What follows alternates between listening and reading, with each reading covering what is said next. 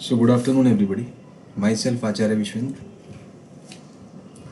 आज आपसे एक परफॉर्मेंस रिलेटेड बात करूंगा यर्क्स डॉडसन लॉ के बारे में। ये बेसिकली साइकोलॉजिकल एक लॉ है जो हमारे परफॉर्मेंस से रिलेटेड है। तो जैसे कि आप देख सकते हैं graph is between performance and arousal. Arousal कहें या स्ट्रेस कहें सिंपल लैंग्वेज में। तो क्या है, स्टार्टिंग में जब आप कोई काम करना स्टार्ट करते हैं तो आपकी परफॉर्मेंस वीक होती है, लो होती है, स्ट्रेस लेवल भी लो होता है क्योंकि आपको काम का तरीका नहीं पता होता। तो आप धीरे धीरे धीरे काम करना सीखते हैं। और कोई भी जो वर्क है वो मल्टी स्टेप्स में होता है, तो कोई भी लर्निंग है इट इन्वॉल्व्स मल्टीपल स्टेप्स। तो जब ह्यूमन सीखते हैं तो वो एक एक स्टेप पे काम करते हैं, और जैसे जैसे मल्टी स्टेप लर्निंग होगी तो वैसे वैसे स्ट्रेस थोड़ा सा बढ़ेगा। तो आप ग्राफ से देख सकते हैं कि अराउजल या स्ट्रेस जब कम है तो परफॉर्मेंस आपका वीक है, बट जैसे जैसे आप स्ट्रेस बढ़ाएंगे वैसे वैसे आपका परफॉर्मेंस बढ़ेगा, but up to a certain point only. तो एक मैक्सिमा आता है इसका, आप देख सकते हैं ये मैक्सिमम परफॉर्मेंस है आपकी, जो वाई एक्सिस पे हमने प्लॉट किया। तो ये जिस स्ट्रेस पे होता है उस स्ट्रेस को अपन ऑप्टिमल स्ट्रेस का नाम देते हैं, ऑप्टिमल स्ट्रेस। और ये ऑप्टिमल स्ट्रेस हर व्यक्ति के लिए अलग अलग होती है क्योंकि ये आपके जीन्स पे, आपके डीएनए पे डिपेंड करती है। हर व्यक्ति अलग होता है अंदर से, उसका स्ट्रेस लेवल, तकलीफ सहने का जो उसका गुण है वो अलग होता है। तो एक ऑप्टिमल परफॉर्मेंस या ऑप्टिमल स्ट्रेस से परे जो तकलीफ़ है वो आप नहीं सह पाएंगे। आपका शरीर उसको सहन नहीं कर पाएगा, आपका शरीर, आपका मन, आपकी आत्मा उस तकलीफ़ और दुख को सहन नहीं कर पाएगा, और अल्टीमेटली आपकी परफॉर्मेंस पे फ़र्क पड़ेगा। और अगर बहुत ज़्यादा स्ट्रेस हो जाए तो परफॉर्मेंस ज़ीरो हो जाती है। एंजाइटी होने लगेगा आपको, डिप्रेशन होने लगेगा, प्रेशर फील होने लगेगा, और अल्टीमेटली आपका परफॉर्मेंस बिल्कुल ज़ीरो हो जाएगा। आपने देखा होगा कुछ खिलाड़ी इतने मायूस हो जाते हैं परफॉर्मेंस से कि वो परफॉर्म नहीं कर पाते, इतना प्रेशर हावी हो जाता है। फेमस एग्जांपल है सचिन तेंदुलकर सर का, जो क्रिकेट में जिनका अपना एक स्थान रहा है, गॉड ऑफ क्रिकेट की एनालॉजिकल उनको माना जाता है। बट जब वो कैप्टेंसी में आए थे तो प्रेशर की वजह से उनका परफॉर्मेंस पे बहुत फ़र्क पड़ा था, परफॉर्म नहीं कर पाए थे। लगातार कई मैचों में वो बहुत ही लो रन उन्होंने स्कोर किए। तो जब भी हम पे प्रेशर होता है, परफॉर्मेंस का प्रेशर होता है, तो अल्टीमेटली परफॉर्मेंस पे उसका इम्पेक्ट आता है। और अगर आप उसको बियर अप ना कर पाएँ तो परफॉर्मेंस नहीं आ पाती। और लाइफ आपको पता ही होगा, आप किसी भी स्थिति में हो, लाइफ परफॉर्मेंस पे ही चलती है। जो लोग परफॉर्म कर पाते हैं उन्हीं का घर में इज्जत होता है, समाज में इज्जत होता है, परिवार में इज्जत होता है। अंदर से आप चाहे कैसे भी हों, बट अगर आप परफॉर्मेंस नहीं दे पा रहे हैं तो कोई नहीं पूछेगा आप। ये कड़वा सत्य है बट सत्य है। दुनिया पूरी परफॉर्मेंस पे ही चलती है, काम पे चलती है, रिजल्ट पे चलती है।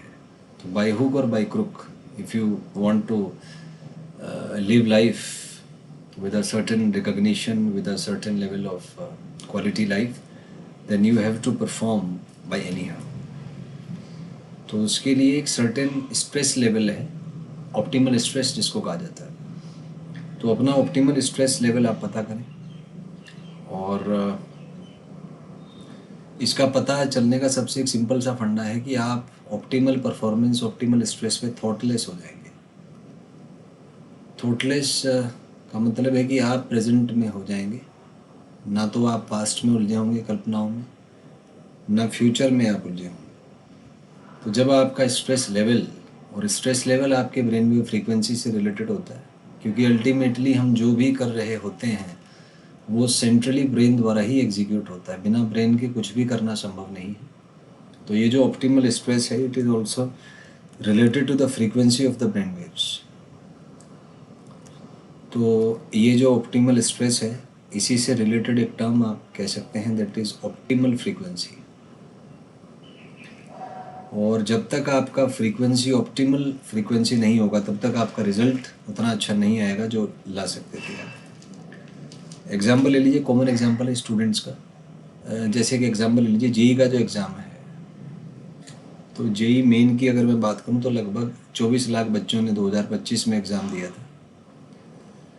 इन 24 लाख बच्चों में से 99% की तैयारी सेम लेवल की होती है, लेकिन ये एग्ज़ाम के प्रेशर को बियर नहीं कर पाते, इसलिए सेलेक्ट नहीं हो पाते। और उसमें से जो 1% रह जाते हैं, उन्होंने एग्ज़ाम के अकॉर्डिंग अपने फ्रीक्वेंसी को एडजस्ट करना सीख लिया है।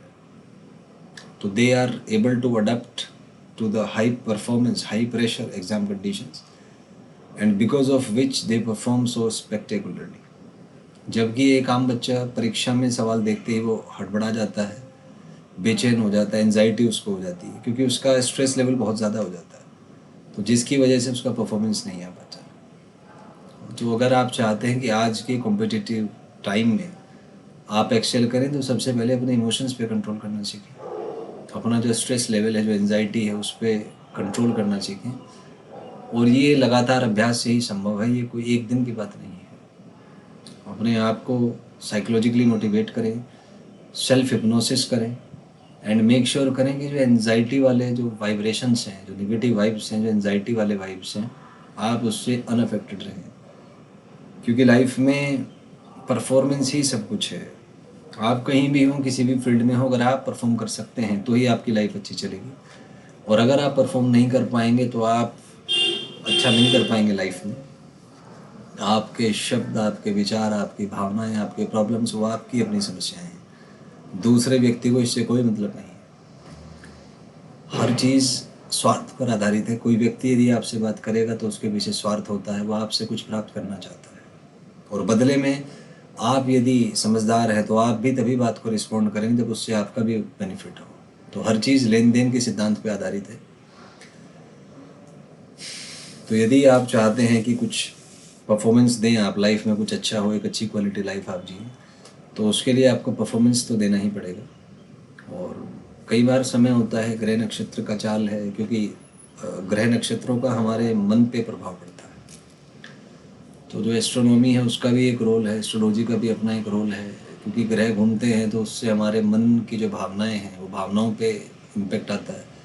उसकी वजह से हमारा मन ही नहीं लगेगा काम करने में, और अगर काम करने में मन ही नहीं है तो रिजल्ट कैसे आ पाएगा। बट वो चीज़ें आपके कंट्रोल के बाहर हैं। जो प्रारब्ध है वो भी अपना एक रोल प्ले करता है। कई बार ऐसा होता है कि एग्ज़ाम के जस्ट पहले आपके साथ कुछ ऐसी घटना हो जाती है जिससे आप नर्वस हो जाते हैं, इमोशनली विचलित हो जाते हैं, और जहाँ आपके इमोशंस विचलित हुए, आपके परफॉर्मेंस पे इम्पेक्ट आएगा, परफॉर्म नहीं कर पाएंगे आप, क्योंकि ultimately humans are driven by emotions.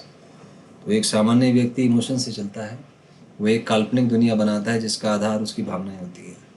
बहुत कम लोग ऐसे हैं जो भावनाओं के परे सोचने में सक्षम हैं, कठिन से कठिन परिस्थिति में सही निर्णय लेने में सक्षम होते हैं। अधिकतर व्यक्ति भावुक होते हैं, वह एक काल्पनिक दुनिया में जीते हैं और सोचते हैं कि ये दुनिया हमेशा ऐसी ही रहेगी। और जब परिस्थितियाँ परिवर्तित होती हैं तो भावनाओं का कोई अस्तित्व नहीं होता, कुछ नहीं कर पाएगी भावनाएं। वही सर्वाइव कर पाएगा जो परिस्थिति के अनुसार निर्णय लेने में सक्षम है। उसी को इंटेलिजेंस या उसी को अडॉप्टेबिलिटी कहते हैं। तो मेंडल एक वैज्ञानिक थे, उन्होंने इसी को कहा था थ्योरी ऑफ डोमिनेंस, कि बदलती परिस्थिति में जो सर्वाइव कर सकता है वही टिक पाएगा, और जो सर्वाइव नहीं कर सकता है, परिस्थितियाँ उसको नष्ट कर देती हैं। तो पूरा ब्रह्मांड इस अडॉप्टेबिलिटी के सिद्धांत पर कार्य करता है। नेचर केवल एक चीज़ जानती है, बेहतर। उसी को मौका देती है नेचर जो बेहतर हो, जो परिस्थितियों से टक्कर लेने में सक्षम हो, जो परिस्थिति में टिकने में सक्षम हो। और जो भी कमज़ोर होता है, प्रकृति उसको नष्ट कर देती है। तो आप चाहें या ना चाहें, यदि आप चाहते हैं परफॉर्मेंस देना, तो उसका बड़ा सीधा सा रूल है।